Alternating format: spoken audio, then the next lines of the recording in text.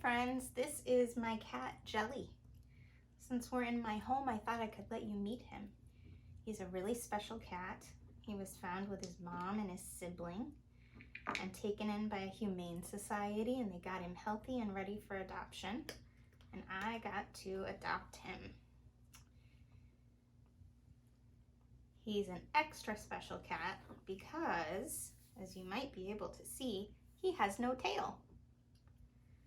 So Jelly, you come over here so I can tell the story. I thought I'd introduce you to Jelly because I want to tell you a story about someone who many people say loved cats. And the person I want to tell you about, it's not only that she loved cats, it's also that I think she is a really good person to teach us something about where we are right now. We are in a time when we are asked to stay home to keep each other healthy. And I think that this person I'm going to tell you about might just be the saint of those sheltering in place. Listen carefully. See if you can tell why.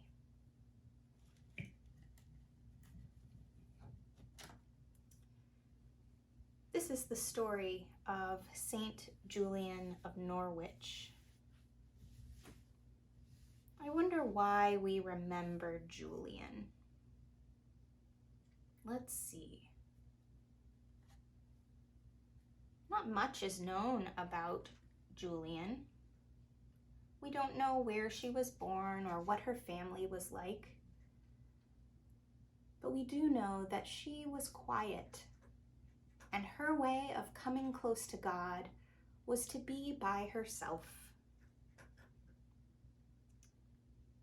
She had a little stone building made in which she lived all alone. It was by the Church of St. Julian in Norwich, England. The church still stands to this day.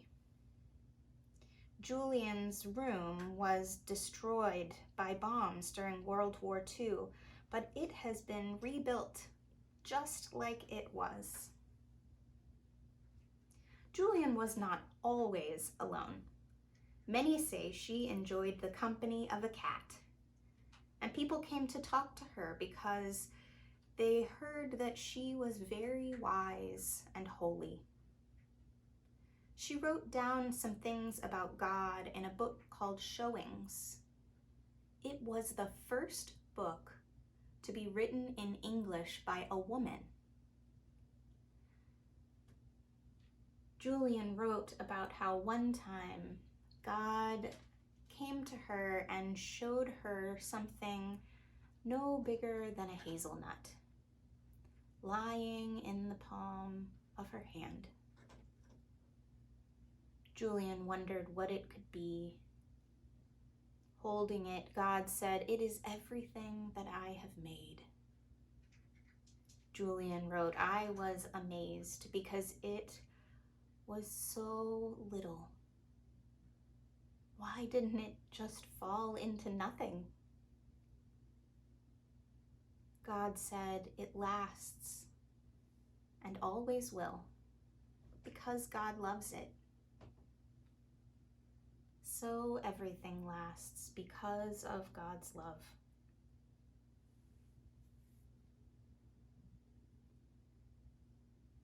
Sometimes when Julian was thinking and writing about God, she called God her mother. She was not the first to do this, but she did so with great care. She wanted to unite the motherhood of God and the fatherhood of God, because God is bigger than either word about God. She said that in the Holy Trinity, we experience God's power and goodness and wisdom and lovingness, God's motherhood and fatherhood. Julian asked many questions about God,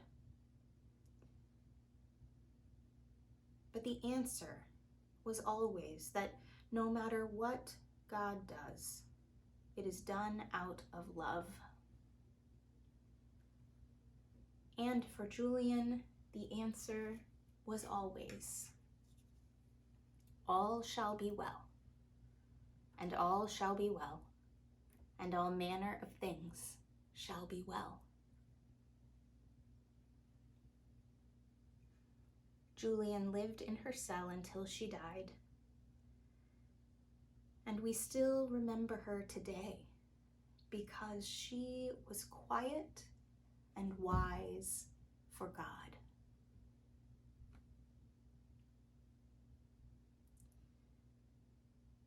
Now I invite you to wonder about this story.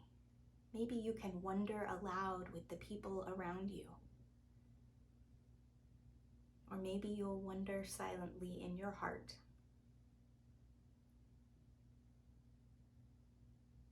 I wonder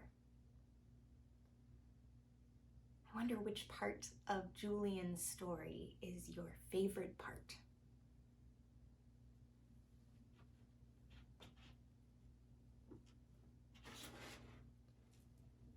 I wonder which part of the story is the most important part.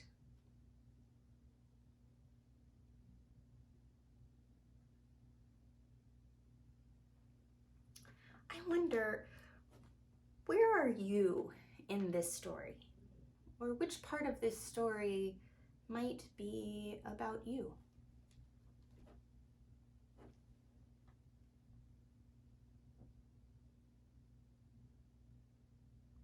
And I wonder, is there any part of the story that we could leave out and still have all the story we need?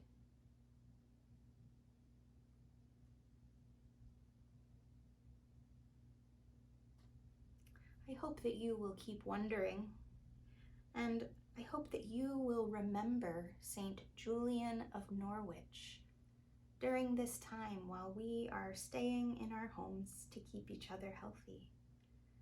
I hope that you will know God's love as Julian did.